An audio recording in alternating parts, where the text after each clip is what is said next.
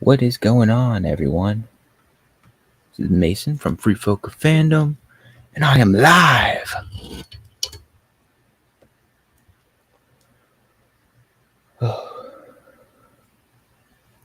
So, I have seen 2 episodes of House of the Dragon and 2 episodes of The Rings of Power. And it's kind of weird because they both share one big problem, and that is pacing. But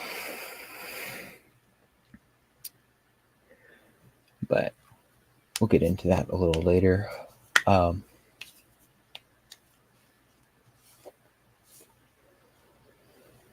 think first we're going to talk about The Rings of Power, because as you see from the title, it is much worse than what everybody was thinking.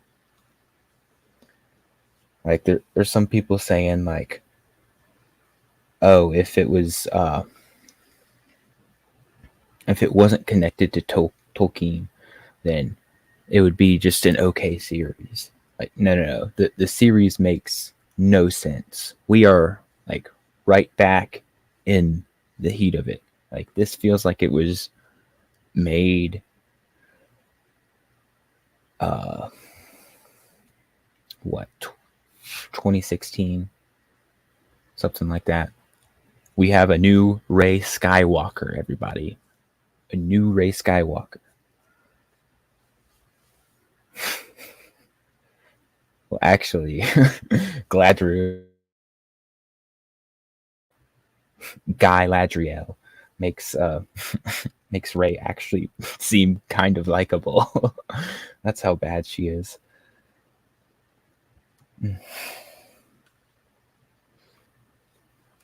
Like, I don't understand what they're trying to do. Like, there's no redeeming qualities about any of these characters. Like Galadriel, that's our main protagonist. That's who we're following right now at least. And there's nothing to latch onto. There's nothing you feel sympathy for. Like, I mean, even action movies where they have these like stoic heroes, like the dozen Arnold Schwarzenegger movies where he's, a giant tough guy, but they always do something to soften him. Like they give him a family, and then that family's in danger, and that's what drives him to go and do the rest of the movie, to protag. With Galadriel, like it makes no sense. She's just completely all powerful. All pretty much all of the male characters are either stupid, they are they can't fight, they can't do something, they are just humiliated. And pretty much every single female character, I can't think of any that have any sort of character. They're all perfect, they're all right. They're the whole series is just waiting for the females to be correct. You have Galadriel, who knows Sauron is still out there, but all the evil men are trying to keep her down. She has to slay a snow troll by herself because the snow troll like knocks down all of her men that she's leading around in the mountains. She's breaking rules, but it's because she knows that he's still out there. Man, sorry, I'm getting off track, but I was just thinking about the beginning of this. It starts out and she's just like sitting by herself alone as a kid on some rock, and all the kids are playing, and they like kind of look at her. They're like, well, are you done yet? Because she's making a boat. And then as soon as she makes the boat, she puts it in the water and it starts sailing. And then at the same time, there's this voiceover, and she's like, "These were the best of our times," and then they all just throw rocks at the boat. But there's so many, like, the dialogue makes absolutely no sense. They have a line, "What is the difference between a boat and a rock?" And it's like, yes. It's like, no, that's a stupid line. There's plenty of differences between a boat and a rock. I don't know how a $1 billion series got made with a line like that. And then there's another thing where her brother's talking and he's like, I won't always be here. And then she's like, it looks like they have no concept of death, and he's talking about it like he's going to die one day. And it makes no sense. Like, there's no way to piece it together where it there's no certain point of view or whatever. It just it makes no sense. But I really thought that the it was the best of our days. We didn't know what darkness was, or whatever she says. And then they all just throw rocks at her boat. And she's like, no! And then she tries to punch a guy. But after that, you do get a few seconds of a good series. I will say this, the best 3 seconds, you see her brother walk up a hill, you see the 2 trees in the distance that are giving off the light because there wasn't a sun. You look at that, and then it starts this prologue, and it goes through a bunch of stuff. And like, one of the things you see is a fully decked out Sauron standing there with a bunch of orcs there, and he has this giant like pike in his hand, and he's just standing there. I'm like, yes, this is what I want to see. This looks cool. And that's the last we're going to see of it in this series.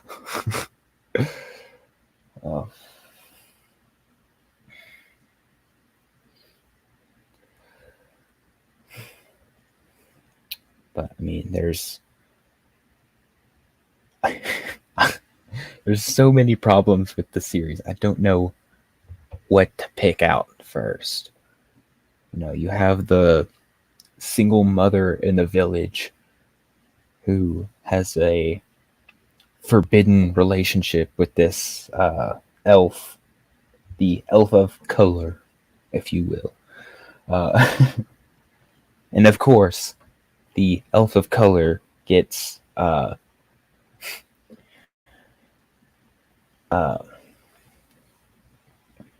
he gets called knife ears, and it's like, oh no, they're saying racist things against the elves, and they use the black actor to say this.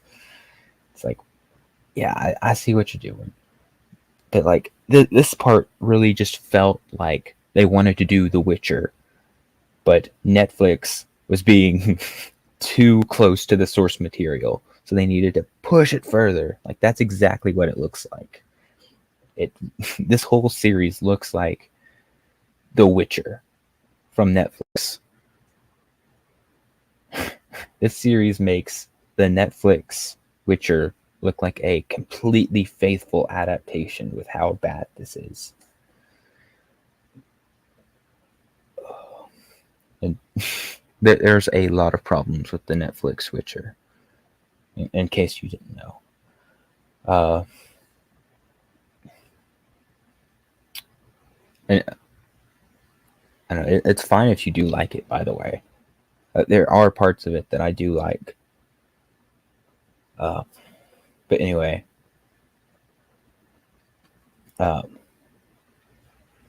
So there is the single mom, and her kid looks like James Earl Jones in Conan the Barbarian.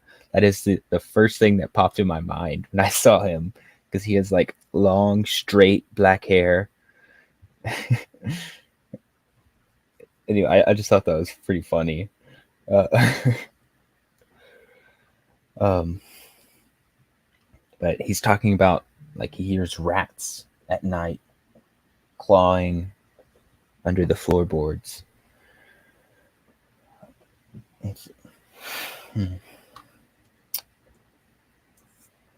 Which that comes up later because it turns out that there's an orc under the floorboards.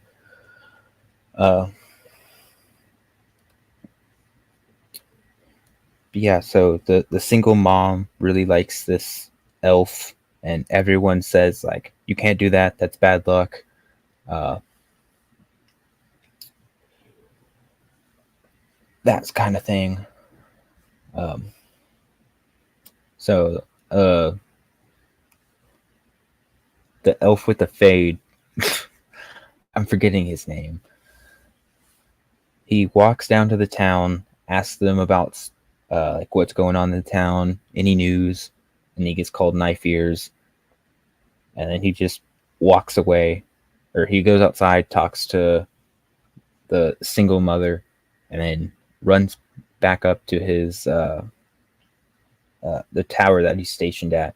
And as soon as he gets there, they're like, "Hey, guess what? We're all going home now." So he runs back down to the town, and he's talking to the single mother, and he's like, "I must go." And she's like, "Well, say what you need to say." He's like, "I have said what I was going to say 1,000 times, just not with words." And then somebody brings a cow that's and the cow squirts some black milk, some black goo from its udder. And he's like, "Where was this from?" And he, instead of, you know how elves are, giant and fast and stuff. Instead of just letting him go check out this place where this cow was eating that poisoned it, he takes the single mother who just leaves her kid there, doesn't say bye or anything. She just leaves with the elf, with the elf of color. Uh, so instead of letting him run there, it says it's like half a day away or something like that. The the woman is slowing him down. She is a human. He is an elf. Elves are so much faster than them. Now we saw this with the Peter Jackson trilogy, and you had Aragorn, who is from the line of Numenor, and he's running, and he's getting tired. You have, but he's still powering on. You have Gimli, and who's just like huffing and puffing. It's like, "We dwarves are natural sprinters," and you just have Legolas that's like jogging behind them, and he's keeping pace really good. She is a regular person, but somehow she either slows him down or keeps pace with him while he's running half a day's journey to this village, which they get there and it's completely decimated. Like they say it was an earthquake, but there's no bodies there or anything. There is like a dead goat or something, but that's it. She's like, "Where is everybody else?" And they walk in this house, and she's like, "This was my friend's house. Oh, look, there's a hole." He's like, "I must go down there. You must warn your village." She's like, "But you don't even know what's down there." "That is why I must go." So he hops down there and just immediately gets attacked by orcs, and they take him. She goes home. Nobody believes her, so she goes back to her house, and her son has found the orc hole that was below her house. And the orc jumps out and starts attacking him, and he hides in like a cupboard or something. And she walks in and sees him hiding because the orc had gone back into the hole. So she hops in one of her cabinets and hides. and instead of taking her son and getting him out of there, trying to save your kid, they just both decide to hide in the cabinet. And then the orc hops out, and it actually looked pretty good. The orc, uh, you couldn't get a very good look at it. It was designed kind of strange. Hail, the time prophet. How you doing, man? But I don't know. I kind of liked the way the orc looked, but this whole fight sequence ends with her taking the bloody head of the orc and like slamming it on the keeper's table, which I guess he's the like mayor of the town or something too. And she's like, "Look at this. You believe me now?" So they all pack up stuff and leave. And I guess I forgot to mention that her son has found some sort of like magical sword because all of those people were serving Morgoth. Yeah, I'm watching it so that I can save somebody else from watching it. At least that's my hope. If I wasn't doing all of this, I would just be watching everybody review it.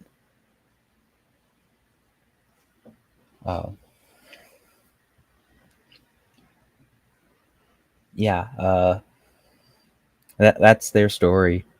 Gladriel, she she has a mutiny where they all just throw down their swords instead of they all like draw them and point them at her, and then they just look at her and drop them on the ground. They're like, "We're gonna go no further. We need to go back." And then it just cuts to them being back with all the other elves. And the king, or they send. Oh man! So Elrond is just like sitting in a tree. The Time Prophet. I am working on a new video now. I only review older stuff. Don't watch much newer stuff. That's great, man. I don't know. I try and do some older stuff, but I don't know. I don't think I can ever get it right where it would be a good video. I think covering the newer stuff is kind of easier, but I'll be on the lookout for your new video. Yeah. So Elrond is just in a tree, like writing some poetry or something, and you have warrior Galadriel come in, and Elrond gets told that he's not allowed to go to some elf lord meeting. And he's like, "Okay, whatever." And they're like, "Also, Galadriel's back. You just got a hold of the Incredible Hulk series. Gonna be watching that soon." Ooh, that sounds pretty cool, man. Is that the one where they had to change his name from Bruce to David? Because they thought Bruce was too gay of a name. Oh man.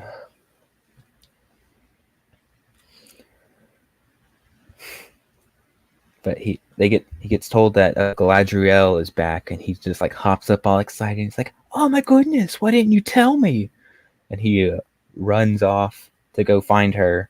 He's like, "Wow, you're not covered in mud and blood." And she's like, "A little bit of frostbite and a little bit of snow troll blood." It's like, wow, that's really Galadriel. Okay, cool.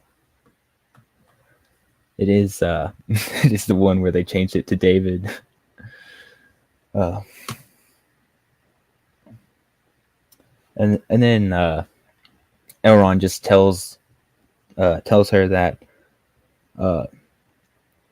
she has gone way over the budget, or not the budget, the time restraints of the mission, and King Gilgalad is going to, instead of punishing her for that, he's going to give her an honor of some sorts. It's not explained what it is. So it cuts to the next scene where they're all standing in front of him, and he's like, "Guess what? You're all going."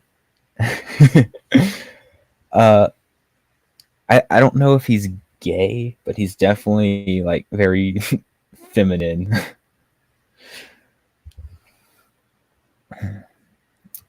He had him and Celebrimbor have the like old lady hairstyle. uh, uh, so Galadriel is standing in front of everybody, uh, and all of her men too, and all of the men are kneeling in the background, and then she's standing like really tall. It makes her look like incredibly tall. I thought they were going to say that she was also kneeling and just make her seem that tall, but she's just standing there and like looking dead-eyed at the king, which like that's kind of a big no-no. But he's like, "You're all going back to Elf Heaven." I'm forgetting the name. It starts with a V, Valinor or something like that.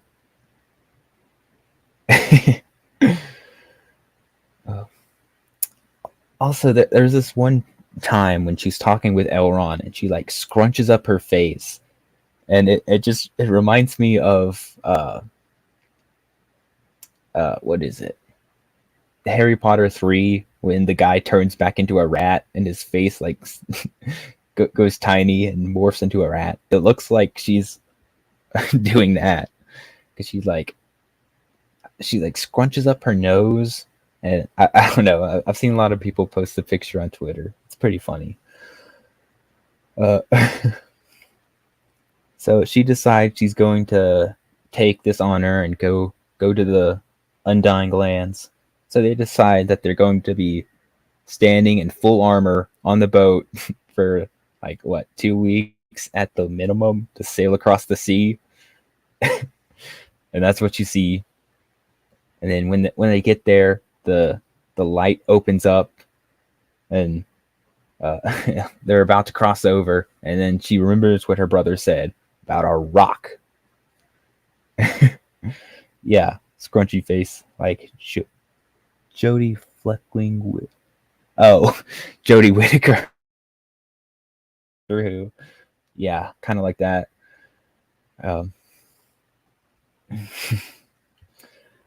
She remembers what her brother says about what the difference is between a stone and a boat. Well, actually, they set this up as a mystery, because he leans in and whispers the answer to her. So you're just left with what's the difference between a rock and a ship. Excuse me. And it's supposed to be like this big thing you're pondering for the episode. And then it cuts back to that, and he leans in and goes, "A rock only knows down, but a ship looks up." And that's not even like, so if somebody said I had to have this this kind of line in there, I wouldn't say a ship looks up. I would say a ship looks forward, maybe. Yeah, a rock sinks. A rock sins. That's yeah. I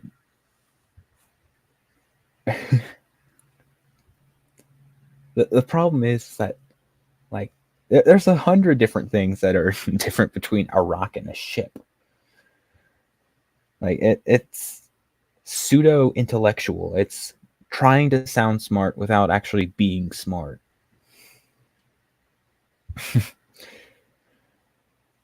Oh man. So that is supposed to be how she can tell the difference between real light and fake, and a false light. So because of that, she jumps away from, elf heaven into the water, And then she's just there, and then this guy closes back up, and she's just left in the dark. So I mean, I guess she did realize that she went for the fake, the fake light. Oh.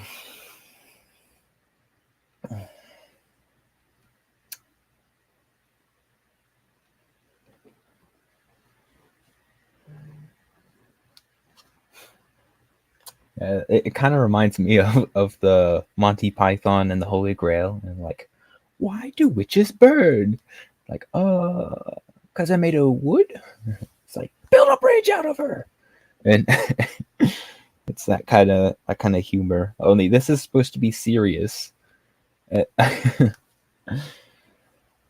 Man, but I think that's where episode 1 leaves off. Then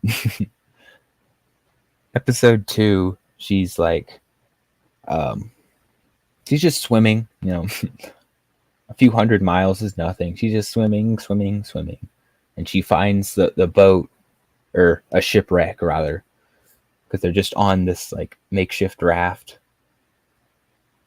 Of course, there is a female on there who's like, "Oh no, there's someone in the water. We have to help her," and she starts helping her up, and all the men on the ship are like, "No, leave her be. We need to save our rations." And then she's like still getting up onto the boat, and then Mr. Not Sauron, of course, Halbrand, he just lifts up her hair and he's like, elf. And then they all are like, oh no, she's an elf. And then the lady who helped her onto the ship just pushes her off.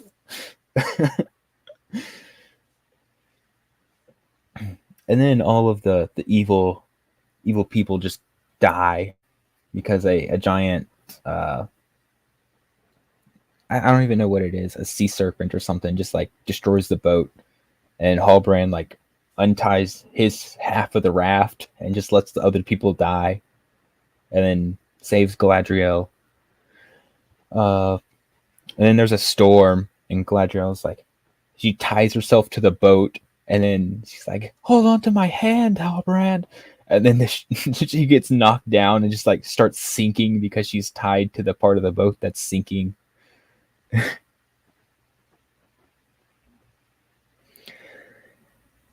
Yeah, this show is just like 2016 woke female empowerment. Like literally every single woman in this show is supposed to be like always correct, always right, always righteous, and all the men are just like evil or ignorant or keeping them down.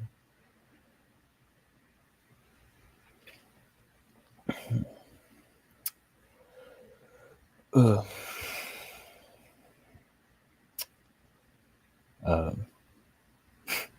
Yeah, so she just there's a reason women.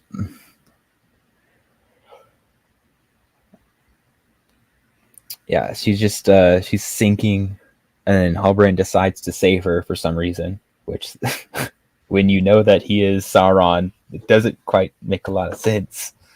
Like, he knows that she's hunting him, and he just like, okay, let me just save her. I don't know what he's planning. It doesn't make sense with what we've seen. And then they get captured by what I assume are Numenorians.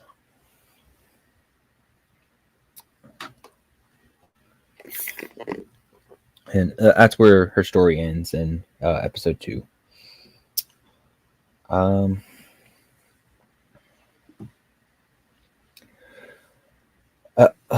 The Harfoots, they make absolutely no sense.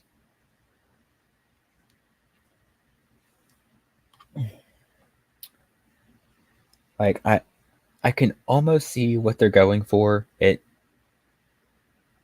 But like they're supposed to be this like close knit community, and then there's the scene where I think her name is Nori. Her dad is like setting up for Yeah, Lenny Henry has called out a lot of people, saying some not very nice things.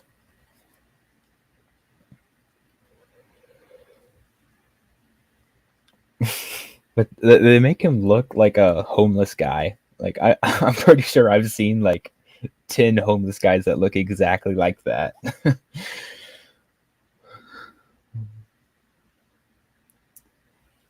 But they're supposed to be this like close knit community that's scared of outsiders, but they're all like very nice to each other. But they're jumping the gun because they're showing this like classist divide amongst these nomads. Like that doesn't work in a society very well. Doesn't fit together. Like you have Nori's dad trying to set up for some sort of festival or something.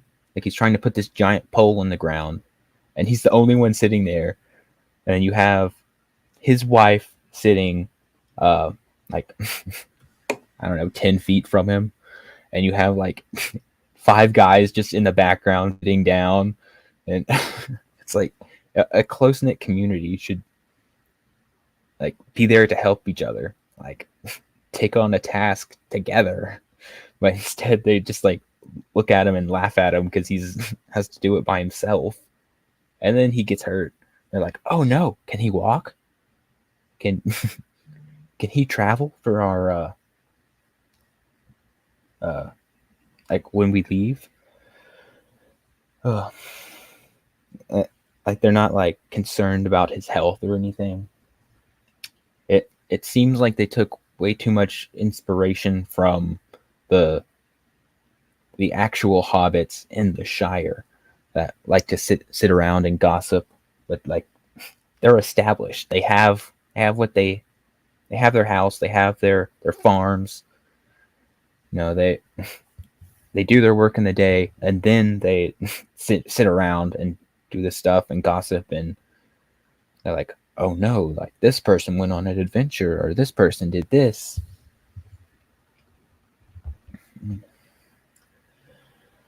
I don't know, man. It's just there's so many problems in this show. Oh,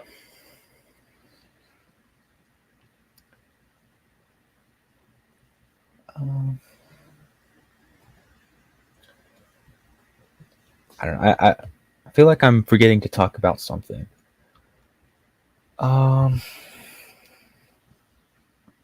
I don't know, but I mean the pacing for the show is so bad. Like they make this. Uh, I believe both episodes are 2 hours. But oh, I know what I'm missing. The dwarves. So the dwarves are actually pretty decent. Uh, you know, they're introduced by Elrond going to Celebrimbor, and then they're working on this big project to make a forge to better Middle Earth. He's like, I don't know how I can get this done in time, because he wants it done by the end of the spring or something like that, or the end of the summer or something like that. And he's like, I have an idea. Let's go ask the dwarves. So they march like across Middle Earth, and they get to the door, and they're like, you're not allowed in here. And then Elrond's like, what? Like, I'm friends with Prince Durin. They're like, nope, not allowed in. So he invokes some sort of trial, and then they go, and you see Prince Durin.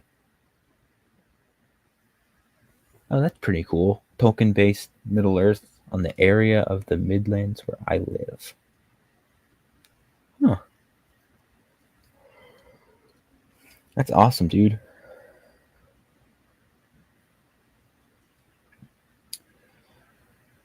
Uh, yeah, so they have to do this endurance test where they each get a hammer and have to smash these rocks until somebody can't. And so they keep going, and then they start it off, and they skip a big amount of time. But when you come back to them, Elrond takes his hammer and he smashes it, and his hammer breaks.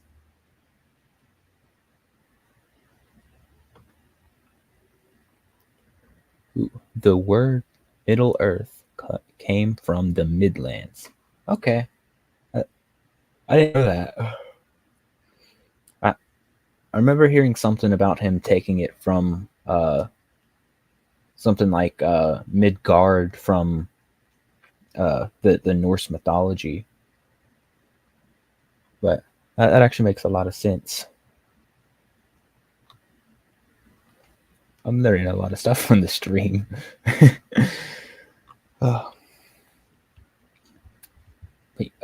Yeah, so Elrond just breaks his hammer, and then you would think that they would just cut it there and be like, okay, Elrond lost, whatever. But then they just give him a new hammer, and he's like, he takes like 2 minutes to like reposition himself, and he picks his hammer up, and he pulls it down, and he's like, I'm not feeling it anymore. I yield. It's like, why did you waste so much screen time? So, oh wow, 10 miles from your house. Have you been to that the place that closed in the middle of, I think, 2020, 2021, where he like wrote some of it? Because that's pretty close to his house, right? Where him and uh, the Narnia guy met, I believe.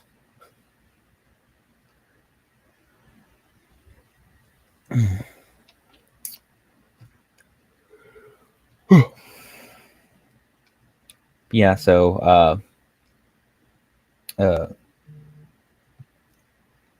Prince Durin is walking him to the elevator to go out, and they're just talking, and he's like, oh my goodness, have I offended you?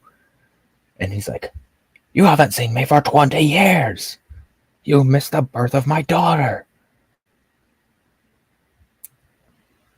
Okay, he lived in Birmingham, but he wrote The Hobbit when he was in Oxford. Okay.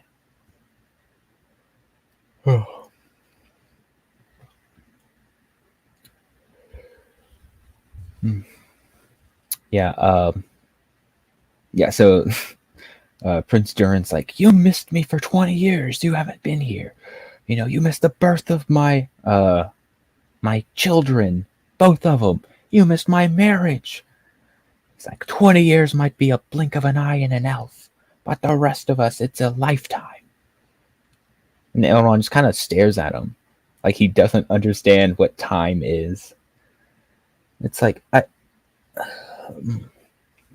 don't think either of them do, because, you know, think about the medieval ages when you had like two lords that are friends. They wouldn't see each other for years on end if they lived like super far away. Like in a Game of Thrones, you have the king. Great, I just blanked. uh, you have Robert Baratheon, who's been in King's Landing for 15 years. And you have Ned Stark in the North, who hasn't seen him for 15 years. They have been very far away from each other. I'm sure they missed births and weddings and all of that. Yet when they come together, they just spark back up their relationship. They're like, they're name calling each other. They're like, I've missed you so much. It's been way too long. I love you, buddy, that kind of thing. But I don't know. There's something weird about this. I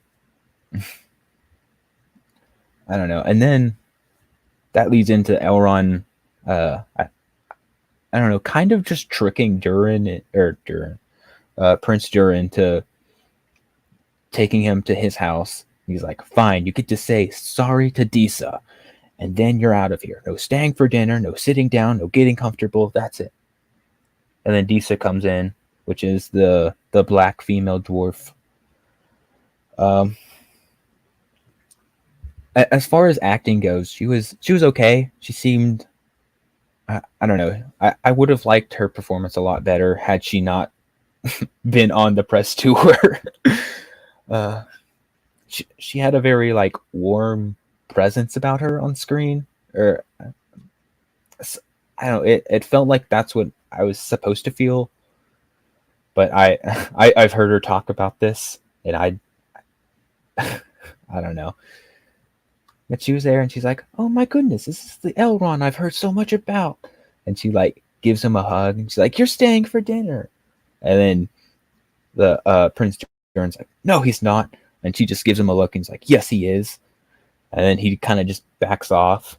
So Elrond's staying for dinner. He's like, "I'm so sorry. I missed your marriage and your the birth of your kids." And she's like, "Oh, don't worry about it. It's all good. I understand. You're you're far away." No, she understands a lot more than her husband does, her prince husband. Uh, and she kind of just like takes control of the relationship. Like instead of it being a dynamic where they work together, they talk things out, they have different like understandings of stuff. Instead of that, she just like walks in and like, "I'm wearing the pants in the relationship now, and like we're gonna do exactly what I say." It just felt very odd, especially for a prince to just be completely bossed around like that. Like you can listen to advice, you can have that sort of relationship, but she's like fully in charge. um, uh, and there is this tree in the background that Elrond gave him. He's like, "Wow, I love that you made it grow in such a dark place."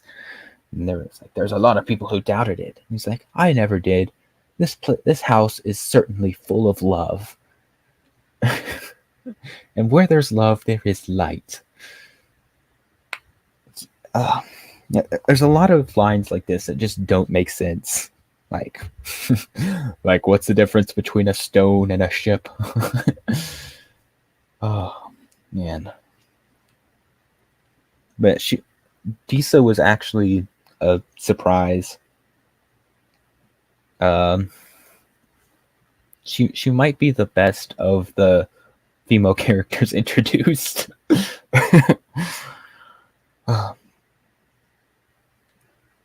But then at the end of the episode, you have them open up this box, and you can't see what's inside of it, but it's shining. And I assume that's going to be Mithril because it's in Khazad-dûm, the mines of Moria. But yeah, like I was saying, the show has terrible pacing. Like the 2 hours and 14 minutes, I believe, of the show that they released, it felt way too long. Oh, cool. The Prancing Pony in the books is based on the Bell in Oxford. The Bell Inn in Oxford. Okay. That's actually really cool. If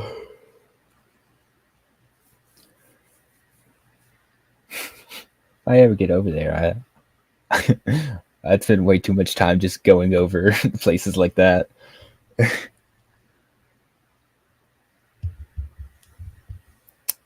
And I'd actually really like to go to New Zealand and do the like Middle Earth walk where you can see where they built the Hobbit houses and see all the different sets. That sounds really cool.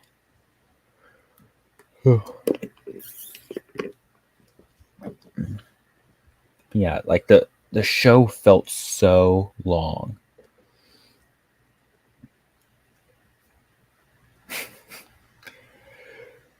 It was like it felt like it, the extended versions of the Lord of the Rings trilogy felt so much shorter than this. It's like, oh my goodness, I'm back in Middle Earth. It's so nice. And then this show is like, watch our propaganda. Like it took me just so long. There's so much. It lingers longer than a Zack Snyder film. Like he has some good ones, but They should have filmed The Hobbit in Britain. Middle Earth should have been cold. I don't know. I think there's a lot of do show some of the coldness of Middle Earth in the Peter Jackson trilogy. Right. Like when they filmed the Smeagol scene, Andy Serkis was like flopping around in freezing waters. Like they had to keep breaking the ice so they could film him like flop around in a green suit. I think they did film a lot of it during the winter. I think I heard something about that for The Hobbit too, when they were doing the barrel scene. But so is Britain like covered in cities, or is there a lot of like farmland and like forests and stuff?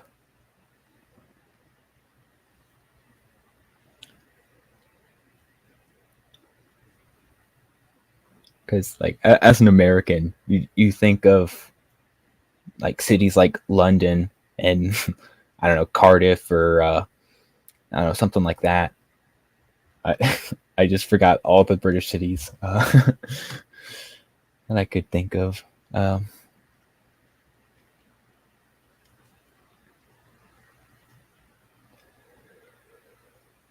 yeah, like on top of it being woke, it is just a bad series. Like the London is a foreign country; only foreigners live there. Okay, cool. We do have a lot of forests and stuff. Hmm. I was thinking you had a lot more cities than farmland.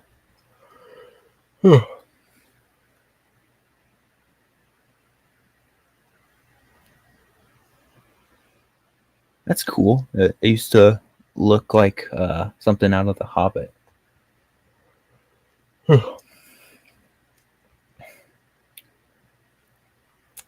But so while we're talking about pacing, there is the other half, and that is House of the Dragon. Uh, so far I'm liking what I've seen, but comparing to other shows we've had, like even the Hereford has lots of farms and green fields.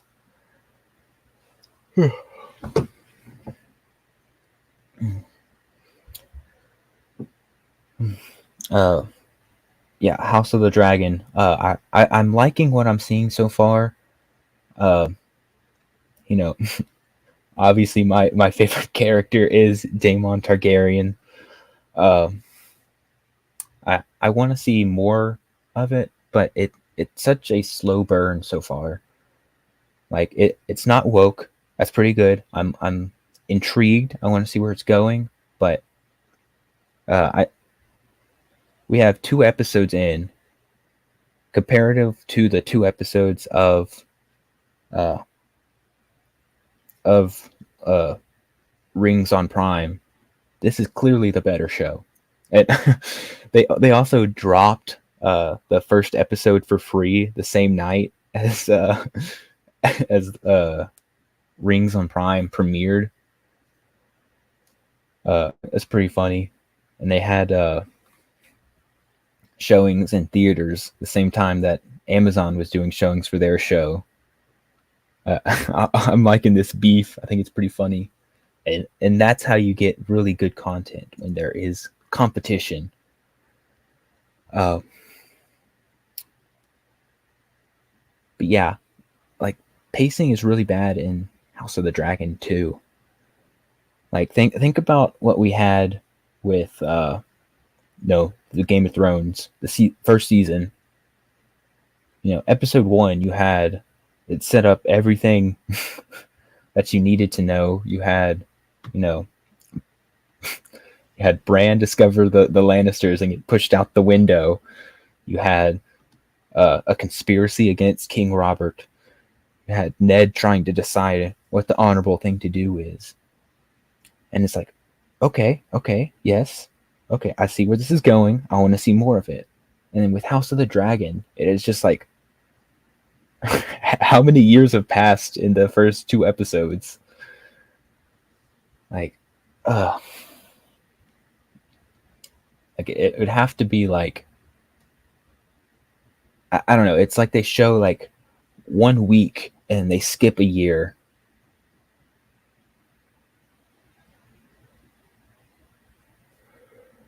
Oh.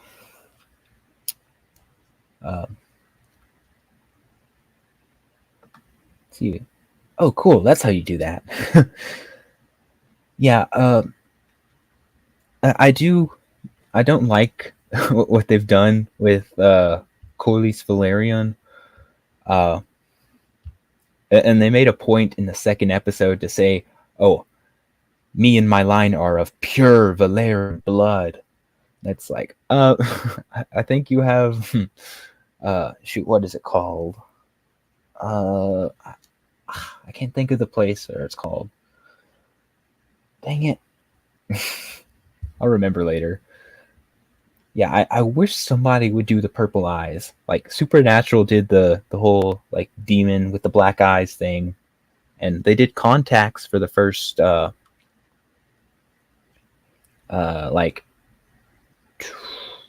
I don't know, 2 or 3 seasons, and then the rest of the time they had a big enough budget to just do it digitally. But I digress. There are certainly these problems with the series. It's not perfect by any means, but after hearing what the showrunners were saying about it and all the actors, and like, oh, it's gonna be this, it's gonna be that, it's gonna be, it's gonna take a look at the patriarchy, it's gonna take a look at misogyny, all of this stuff. I think we came off pretty good. Like, pushing that aside, it's an okay series so far.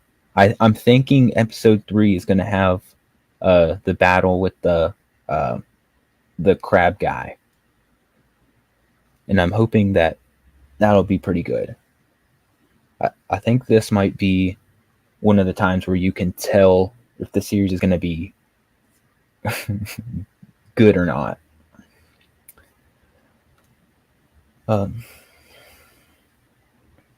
It's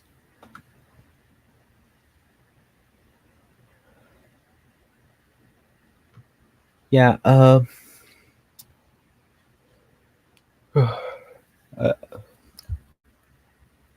don't know. It depends on like how you want to judge something. Like an adaptation, I would say, no, the first 4 seasons of Game of Thrones. Ooh, excuse me. First like 4 seasons of Game of Thrones, they're like okay as far as adaptation goes, but they cut out so much of the magic of it. I'm not a big fan of all that, because like all of the dreams, they mean a lot of stuff.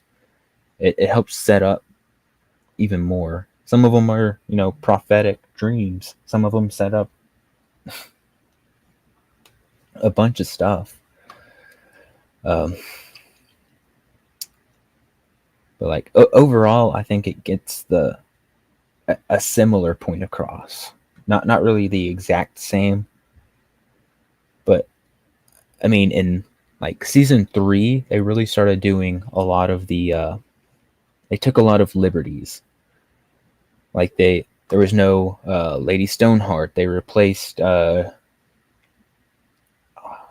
shoot, what they replaced Rob's wife. I'm completely blanking on her name. Jane something. Anyway, they replaced her with somebody else so that they could kill her at the Red Wedding instead of Rob possibly having an heir somewhere in Westeros.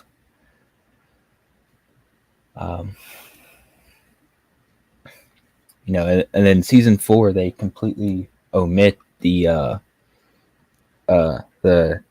Taisha reveal that like she actually did love him, and she wasn't she wasn't after like all of his money. She was what Tyrion thought at first about his first wife was true, and his father and brother had conspired against him, and that like that's a part of Tyrion's character that like there's a bitterness that's in him after that you need, but they didn't progress Tyrion anymore after that. So I guess that's that. um, yeah, I would have suggested just having like a Targaryen bastard or something like that, or have a bastard of some high noble family, and he just wants to be a knight or something, and have him be in the court, but not really attached to any one lineage. Uh,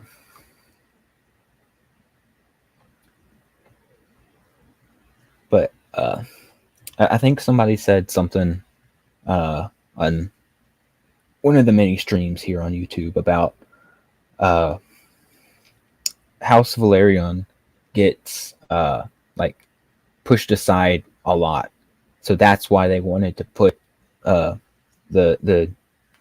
race swapped character in House Valerion. I don't know if that's true or not. I'm not very familiar with the Dance with Dragons, but yeah. But I don't know. I'm excited to when it becomes Sunday. I'm like, okay, I get to I actually have a show to watch on Sundays. I have no. I think this is the only ongoing show that I'm like excited to see like come on every week. Like there's a few on streaming like Cobra Kai that you just drop it and you watch it and then you're back to waiting. Um, even some of those military shows on Amazon like Reacher and the one with Chris Pratt. Shoot, I don't know. I like those, but they just drop them all at once.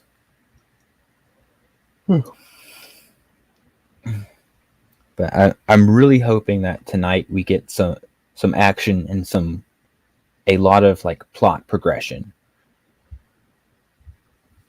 because like I do like the politicking and seeing people try and make moves and position themselves better.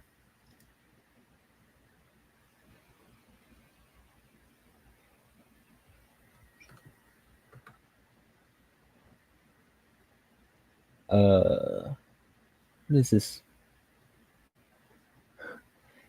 Yeah, fight the French. Uh, what is it on? Do you know off the top of your head? If not, don't worry about it. I'll look it up later. But yeah, I'm hoping tonight it's going to, I don't know, press forward a lot more into the story. Like we can suspect that Otto Hightower is trying to pull some strings and, I don't know, maybe try and take the Iron Throne for himself or something, or position himself better, or I don't even know what, make his grandchild the heir to the Iron Throne. But we don't get any sort of, I don't know, it's missing something, and I don't know exactly what.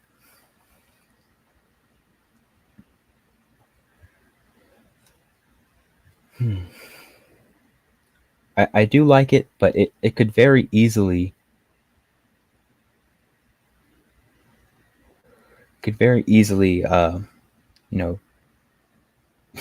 turn woke. It could just turn out to be a bad series. Like it might not stick its landing for season 1.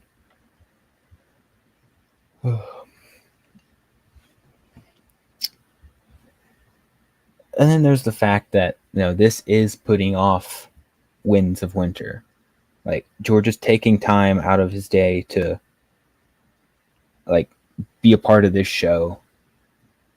Time that could have been spent on Winds of Winter. And it's like I don't know if this show is going to be worth the cost.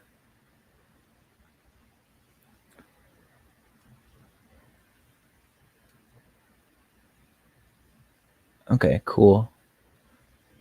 There's 16 episodes. Okay. So,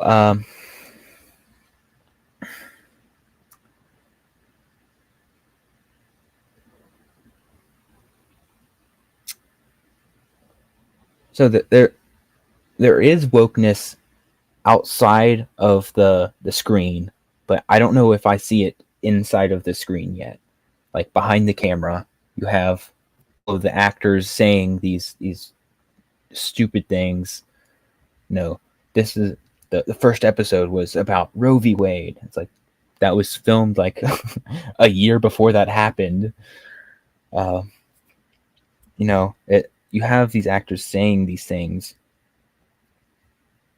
but on screen, I don't think I have seen a lot of. I don't think I've seen any like real wokeness. It's like the women have not been. The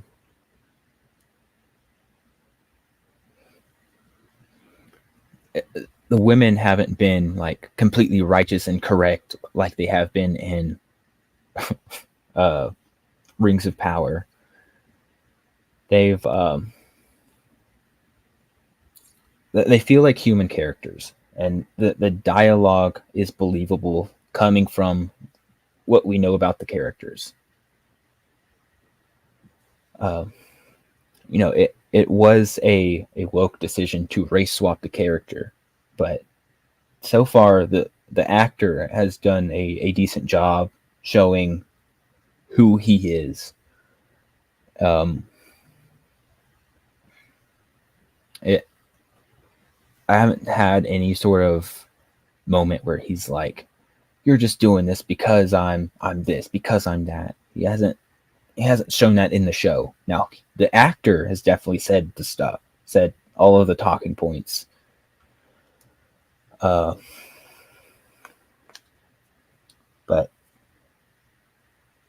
I don't know. I'm just holding out a little bit of hope that that this show will be good, even if the actors are going crazy.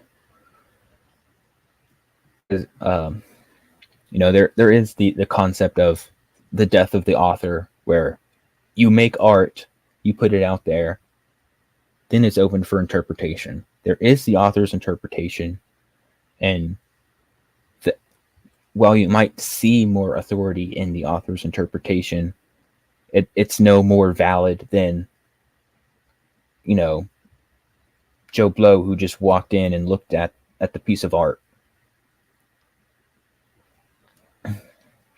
That the creator might have a little more knowledge about,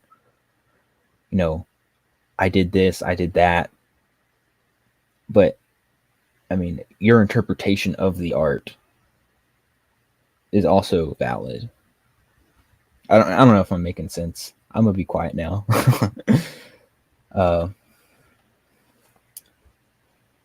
So we do see two of his children, and they are like mixed, but they have on this like big white curly haired wigs. It looks like a Netflix adaptation of like some sort of like European period piece. It just it looks ridiculous.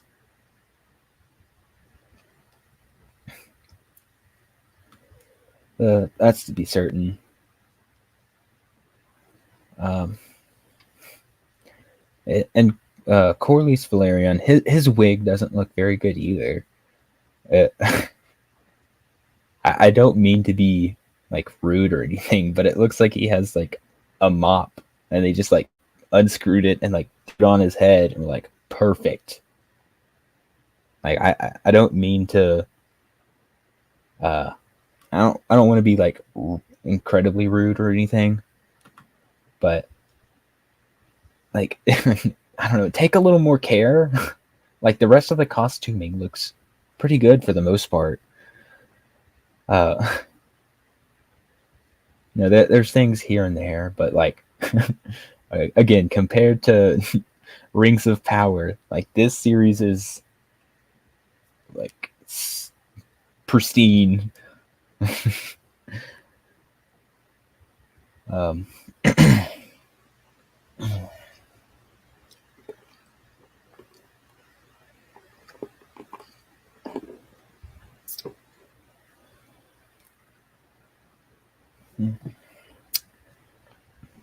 let's see.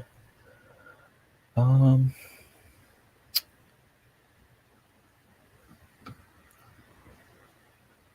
yeah. See, the next episode is out in like 2 hours or so. Uh, I guess I'm probably gonna go because I don't want to have a bunch of dead air or anything. I don't know. There's probably more I could say, but I can't think of anything. Um, I don't know. I might try and go live again right after the show. We'll see.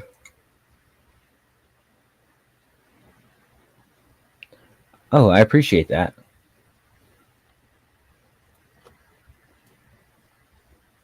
You a real one, man. You a real one. I mean, I guess I'm assuming you're a man. I'll use the neutral man. How about that? All right.